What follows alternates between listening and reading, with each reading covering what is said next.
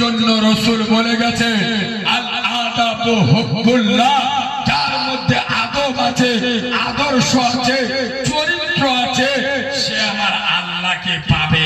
একবার সুবহানাল্লাহ বলুন।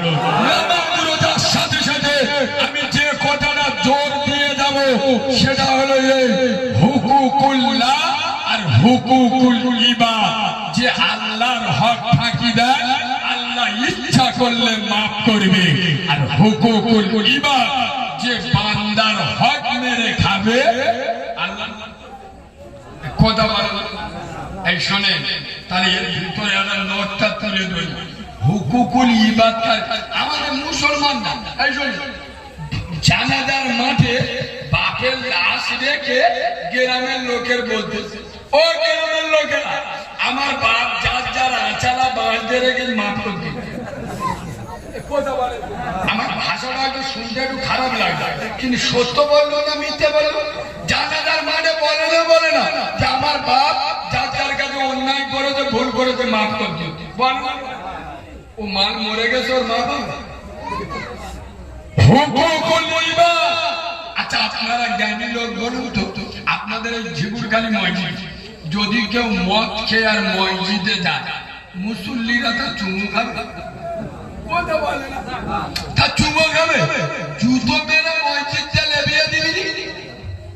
আর যার বউ বন্ধন ক্লাবের সভাপতি, যার বউ গুরুগুলোনের সভাপতি, এরা মান মসজিদে গেলে দুলাভাই বলে কাছে বসায় না, বসায় কথা বলে না, বসায় না, বসায় না। আরে সুদ খাওয়া তো মদ ঘরের থেকে আরো কথা বলে না, কথা বলে না। রাসূলুল্লাহ বলেছে, যারা সুদ খায় তারা নিজের মাকে রেপ করে। এ ভাষা কারিমুল্লাহ ছাড়া বাংলার কোন বক্তা বলেনি আর বলবে না। এ ভাষা বলতে গেলে খাঁচা থাকতে হবে, খাঁচা। যেখানে এখন আমি নবীর মেম্বারে বসে বসবো, এবার নবীর মেম্বার যেখানে যেখানে বন্ধন লোন গুরুগুলোনের ওয়াজ করেছি, সেখানে সেখানে আমার জলসা যে লেবেছি পয়সা কমবে। খোদার কসম করে বলছি, আমি নবীর মেম্বারে বসে বসবো।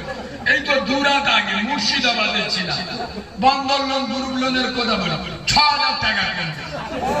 নবীর মেম্বারে আল্লাহ আমার জবান পচিয়ে দেবে। আমি বন্ধন লোন গুরুগুলোনের ওয়াজ করবো, খোদার কসম নবীর মেম্বারে বসে বলছি, যদি মজমান না হাফ হয়ে যায় আমার নাম লিখে পেটচাপ করে দেবে। সে বাংলার কোন বক্তা বলবি নি, সে ভাষা। এমনি আমি স্টেজে যা ভাষা প্রয়োগ করি কোন মহিষা বলে কেন বলুন? সোতা চটিয়ে ওয়াজ করা যাবে, তাহলে আমার দাউদা হবে। আর আমি তো মালানা, আমি তো বলি তো দাউদে আমি পেটচাপ করে তোমার ভালো লাগলে উঠে দাও। বিয়াদবের বাচ্চা, হারাম খাবি, হারাম খোর, তোকে হারাম খোর বলবো না। তুই মদ খোর, সুদ খোর, তোর জাহান্নামী বলবো না। তুই নামাজ পড়ি না, তোর জাহান্নামী বলবো। আল্লাহর ওলি বলবো। তোর যদি চিল লাগে উঠে দা। আমি তো বলি আল্লাহ আমার ওয়াজ শুনে মদ খোররা যেন আমার বিরুদ্ধে চলে যায়। আমার আবাদ্য সন্তান আমার ভালো বলতে, ও দাউদ আমি পরে করি না। নবীর মেম্বারে হক কথা বলতে। এই শোনে, যারা বন্ধন লোনের টাকা গুরু লোনের টাকা তারা নিজের মাকে রেপ করে, এটা আলেমরা বলবে না? শোনে, খোদার কসম, হুকুকুল্লাহ আর হুকুকুল ইবাদ, আল্লাহর হক যদি ফাঁকি দেয় আল্লাহ মাফ করবে। বান্দার হক বিনা অপরাধে 2021 সালে তোমার পাশে করিমের বাপে ঘর ভেঙে দিলে, মিথ্যা কেস দিলে, আল্লাহ ছেড়ে দেবে তো? যত মোস্তানি দাদাগিরি দিচ্ছ দাও, কবরস্থানে ঘুরে এসে দেবে।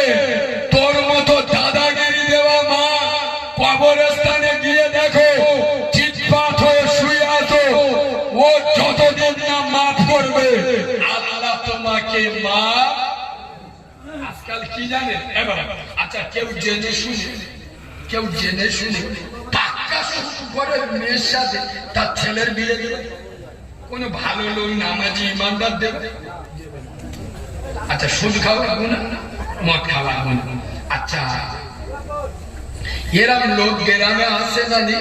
ছোট ছোট ভাই বোন হক মেরে বাপের বুড়ো হয়ে গেছে, বাপের ভুল বুঝিয়ে নিজের নামে 20 কাঠা জায়গা লিখে দেয়। এরম লোক আসে না?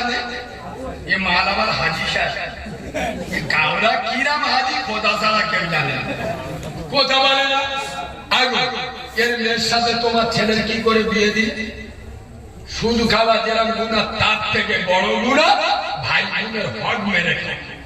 খোদার কসম, রাসূলুল্লাহ বলেছে, যার ঘরে প্রথম সন্তান মেয়ে। আচ্ছা, এটা একটু খুলে না বললে বুঝতে পারবে না। একদিন মুসা নবী আল্লাহর কাছে বলছে, আল্লাহ তুমি যখন তোমার বান্দার উপরে কি হলো ভাই,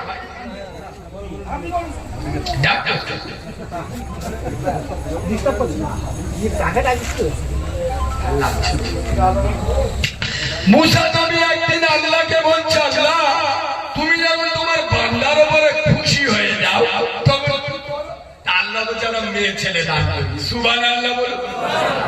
মুসা নবী তো বিচক্ষণ নবী, ফের ঘুরে বলতে যান, তুমি যখন আরো খুশি হয়ে যাও, আল্লাহ বলছে তখন আরো একটা মেয়ে দিই।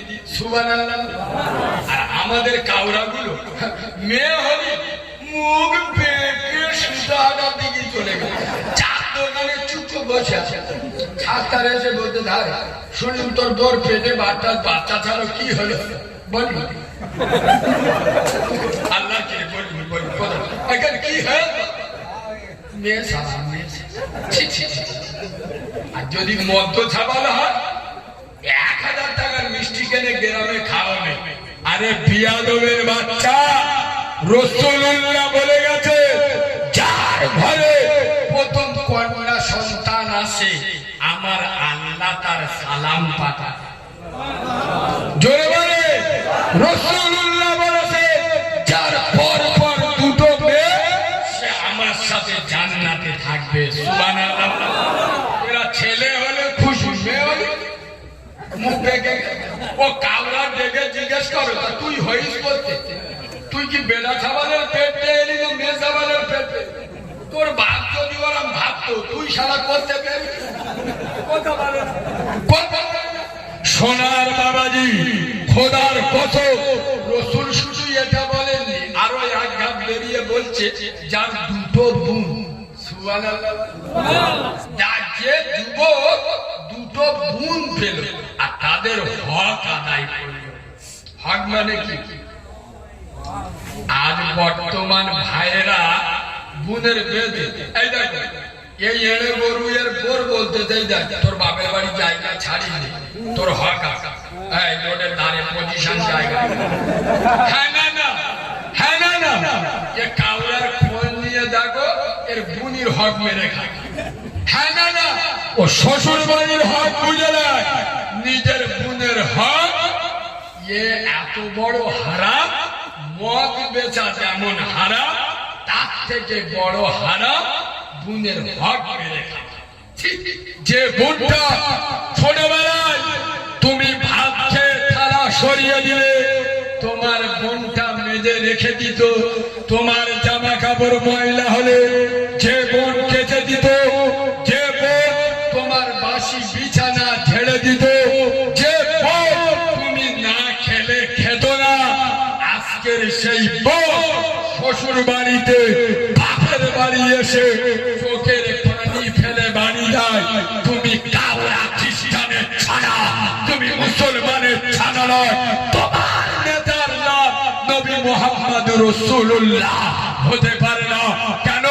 খোদার কসম, আম্মাদান হালিমাতুস সাদিয়া, যে হালিমার বুকের দুধ, স্তনের দুধ আমার নবী খেয়েছে, সেই হালিমা চিৎকার করে বিশ্ববাসীকে বলেছে, হে বিশ্বের মানুষেরা, কান খুলে শুনে রে, আমার দুদু বেটা, আমার মোহাম্মদ, আমার আব্দুল্লাহর বেটা যতদিন আমার বুকের দুধ খেয়েছে, একটা স্তনের দুধ খেয়েছে,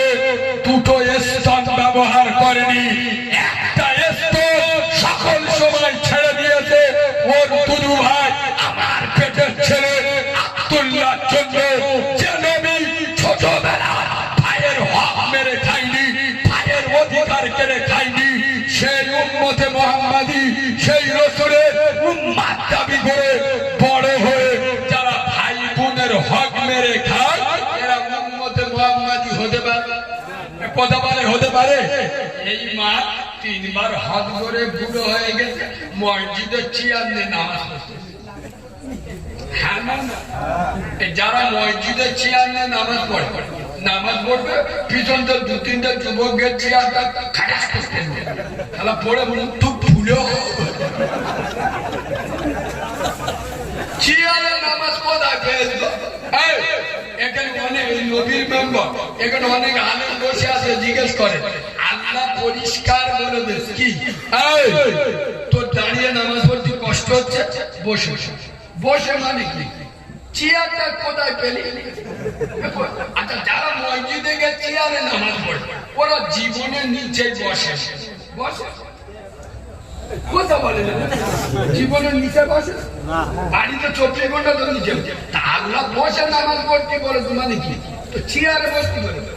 কত বড় নাটের বাপ, কত বড় দাদা, খোদার কাছে চেয়ারে।